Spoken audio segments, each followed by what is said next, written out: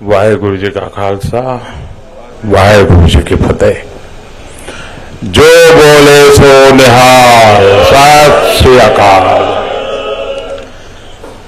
गुरु पर्व के पवित्र पर्व के इस आयोजन पर हमारे साथ उपस्थित सरकार में मेरे सहयोगी श्री हरदीप सिंह पुरी जी, श्री जॉन बावला जी, राष्ट्रीय अल्पसंख्यक आयोग के चेयरमैन श्री लालपुरा जी, श्री साहब भाई रणजीत सिंह जी, श्री हरमत सिंह कालका जी और सभी भाइयों बहनों, मैं आप सभी को और सभी देशवासियों को गुरु पर्व की, प्रकाश पर्व की ढेर सारी शुभकामनाएं देता हूं। आज ही देश में देव दीपावली भी मनाई जा रही है। विशेषकर काशी में बहुत भव्य आयोजन हो रहा है। लाखों दियों से देवी देवताओं का स्वागत किया जा रहा है। मैं देव दीपावली की भी हार्दिक शुभकामनाएं देता हूं। साथियों, आप सभी को पता है कि कार्यकर्ता के तौर पर मैंने काफी लंबा समय पंजाब की धरती पर बिताया है और उस दौरान मुझे कई बार गुरु पर्व पर अमृतसर में हरमंदिर साहब के सामने मत्था टेकने का सौभाग्य मिला है। अब मैं सरकार में हूं तो इसे भी मैं अपना और अपनी सरकार का बहुत बड़ा सौभाग्य मानता हूं कि गुरुओं के इतने अहम प्रकाश पर्व हमारी सरकार के दौरान आए। हमें गुरु गोविंद सिंह जी के 350वें प्रकाश पर्व मनाने का सौभाग्य मिला। हमें गुरु तेग बहादुर जी के 400वां प्रकाश पर्व मनाने का सौभाग्य मिला। और जैसा अभी बताया गया लाल किले पर, तो बहुत एक ऐतिहासिक और पूरे विश्व को एक संदेश देने वाला कार्यक्रम था। 3 साल पहले हमने गुरु नानक देव जी का 550वां प्रकाशोत्सव भी पूरे उल्लास से देश और विदेश में मनाया है। साथियों, इन विशेष अवसरों पर देश को अपने गुरुओं का जो आशीर्वाद मिला, उनकी जो प्रेरणा मिली, वो नए भारत के निर्माण की ऊर्जा बढ़ा रही है। आज जब हम गुरु नानक देव जी का 553वां प्रकाश पर्व मना रहे हैं, तो ये भी देख रहे हैं कि इन वर्षों में गुरु आशीर्वाद से देश ने कितनी ऐतिहासिक उपलब्धियां हासिल की है। साथियों, प्रकाश पर्व का जो बोध सिख परंपरा में रहा है, जो महत्व रहा है, आज देश भी उसी तन्मयता से कर्तव्य और सेवा पर्व परंपरा को आगे बढ़ा रहा है। हर प्रकाश पर्व का प्रकाश देश के लिए प्रेरणा पुंज का काम कर रहा है। ये मेरा सौभाग्य है कि मुझे लगातार इन अलौकिक आयोजनों का हिस्सा बनने का, सेवा में सहभागी होने का अवसर मिलता रहा है।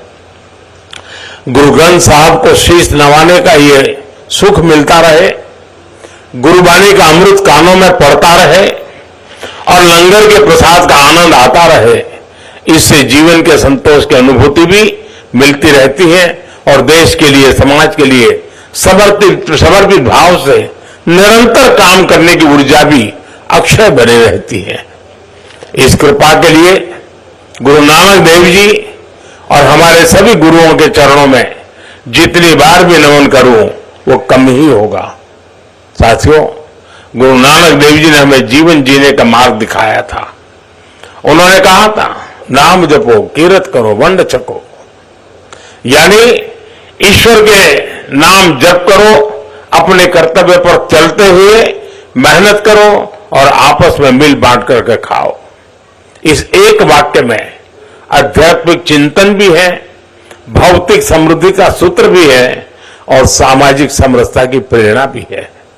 आज आजादी के अमृत काल में देश इसी गुरु मंत्र पर चलकर 130 करोड़ भारतवासियों के जीवन कल्याण की भावना से आगे बढ़ रहा है। आजादी के अमृत काल में देश ने अपनी संस्कृति, अपनी विरासत और हमारी आध्यात्मिक पहचान पर गर्व का भाव जागृत किया है। आजादी के अमृत काल को देश ने कर्तव्य की पराकाष्ठा तक पहुंचाने के लिए कर्तव्य काल के रूप में माना है और आजादी के इस अमृत काल में देश समता, समरसता, सामाजिक न्याय और एकता के लिए सबका साथ, सबका विकास, सबका विश्वास और सबका प्रयास के मंत्र पर चल रहा है। यानी जो मार्गदर्शन देश को सदियों पहले गुरुवाणी से मिला था, वो आज हमारे लिए परंपरा भी है, आस्था भी है और विकसित भारत का विजन भी है। साथियों, गुरु ग्रंथ साहब के रूप के हमारे पास जो अमृत वाणी है, उसकी महिमा, उसकी सार्थकता समय और भूगोल की सीमाओं से परे है। हम ये भी देखते हैं कि जब संकट बड़ा होता है तो समाधान की प्रासंगिकता और भी बढ़ जाती है। आज विश्व में जो अशांति है, जो अस्थिरता है, आज दुनिया जिस मुश्किल दौर से गुजर रही है, उसमें गुरुओं साहब की शिक्षाएं और गुरु नानक देव जी का जीवन एक मशाल की तरह विश्व को दिशा दिखा रहा है। गुरु नानक जी का प्रेम का संदेश बड़ी से बड़ी खाई को पाट सकता है और इसका प्रमाण हम भारत की धरती से ही दे रहे हैं। इतनी भाषाएं, इतनी बोलियां, इतने खान पान, रहन सहन के बावजूद हम एक हिंदुस्तानी होकर रहते हैं, देश के विकास के लिए खुद को खपाते हैं। इसलिए हम जितना अपने गुरुओं के आदर्शों को जिएंगे, हम जितना आपसी विभेदों को दूर करके एक भारत श्रेष्ठ भारत की भावना को मजबूत करेंगे, हम जितना मानवता के मूल्यों को प्राथमिकता देंगे, हमारे गुरुओं की वाणी उतनी ही जीवंत और प्रखर स्वर से विश्व के जन जन तक पहुंचेगी। साथियों, बीते 8 वर्षों में हमें गुरु नानक देव जी के आशीर्वाद से सिख परंपरा के गौरव के लिए निरंतर काम करने का अवसर मिला है और ये निरंतरता लगातार बनी हुई है। आपको पता होगा, अभी कुछ दिन पहले ही मैं उत्तराखंड माणा गांव गया था। इस यात्रा में मुझे गोविंद घाट से हेमकुंड साहब के लिए रोपवे प्रोजेक्ट के शिलान्यास का सौभाग्य मिला।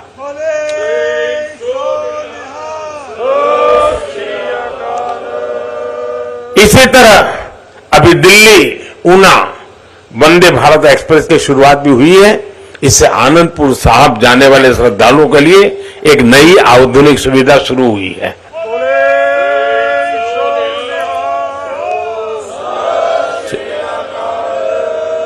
इससे पहले गुरु गोविंद सिंह जी से जुड़े स्थानों पर रेल सुविधाओं का आधुनिकीकरण भी किया गया है। हमारी सरकार दिल्ली कटरा अमृतसर एक्सप्रेसवे के निर्माण में भी जुटी है। इससे दिल्ली और अमृतसर के बीच दूरी 3-4 घंटे कम हो जाएगी। इस पर हमारी सरकार 35,000 करोड़ रुपए से अधिक खर्च करने जा रही है।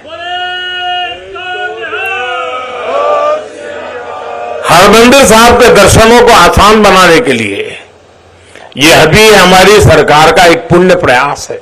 और साथियों, ये कार्य केवल सुविधा और पर्यटन की संभावनाओं का विषय नहीं है, इसमें हमारे तीर्थों की ऊर्जा, सिख परंपरा की विरासत और एक व्यापक बोध भी जुड़ा है। ये बोध सेवा का है, ये बोध स्नेह का है, ये बोध अपनेपन का है, ये बोध श्रद्धा का है। मेरे लिए शब्दों में बताना कठिन है। जब दशकों के इंतजार के बाद करतारपुर साहिब कॉरिडोर खुला था, हमारा प्रयास रहा है कि सिख परंपराओं को सशक्त करते रहें, सिख विरासत को सशक्त करते रहें। आप भली भांति जानते हैं कि कुछ समय पहले अफगानिस्तान में किस तरह हालात बिगड़े थे। वहां हिंदू सिख परिवारों को वापस लाने के लिए हमने अभियान चलाया। गुरु ग्रंथ साहब के स्वरूपों को भी हम सुरक्षित लेकर आए। 26 दिसंबर को गुरु गोविंद सिंह जी के साहबजादों के महान बलिदान की स्मृति में वीर बाल दिवस मनाने की शुरुआत भी देश ने की है। देश के कोने कोने में भारत की आज की पीढ़ी, भारत की आने वाली पीढ़ियों ये जाने तो सही कि इस महान धरती की क्या परंपरा रही है। जिस धरती पर हमने जन्म लिया, जो हमारी मातृभूमि है, उसके लिए साहबजादों जैसा बलिदान देना कर्तव्य की वो पराकाष्ठा है जो पूरे विश्व इतिहास में भी कम ही मिलेगी। साथियों, विभाजन के हमारे पंजाब के लोगों ने, हमारे देश के लोगों ने जो बलिदान दिया, उसकी स्मृति में देश ने विभाजन विभीषिका स्मृति दिवस की शुरुआत भी की है। विभाजन के शिकार हिंदू सिख परिवारों के लिए हमने सीएए कानून बनाकर उन्हें नागरिकता देने का भी एक मार्ग बनाने का प्रयास किया है। अभी आपने देखा होगा, गुजरात ने विदेश में पीड़ित और प्रताड़ित सिख परिवारों को नागरिकता देकर उन्हें एहसास दिलाया है कि दुनिया में सिख कहीं भी है, भारत उसका अपना घर है।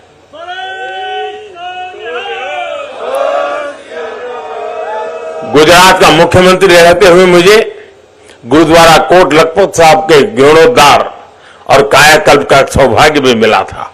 साथियों, इन सभी कार्यों की निरंतरता के मूल में गुरु नानक देव जी के दिखाए मार्ग की कृतज्ञता है।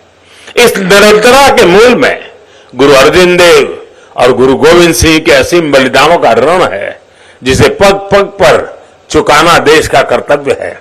मुझे विश्वास है, गुरुओं की कृपा से भारत अपनी सिख परंपरा के गौरव को बढ़ाता रहेगा और प्रगति के पथ पर आगे बढ़ता रहेगा। इसी भावना के साथ मैं एक बार फिर गुरु चरणों में नमन करता हूं। एक बार फिर आप सभी को, सभी देशवासियों को गुरु पर्व की अनेक अनेक शुभकामनाएं देता हूं। बहुत बहुत धन्यवाद। सो निहाल।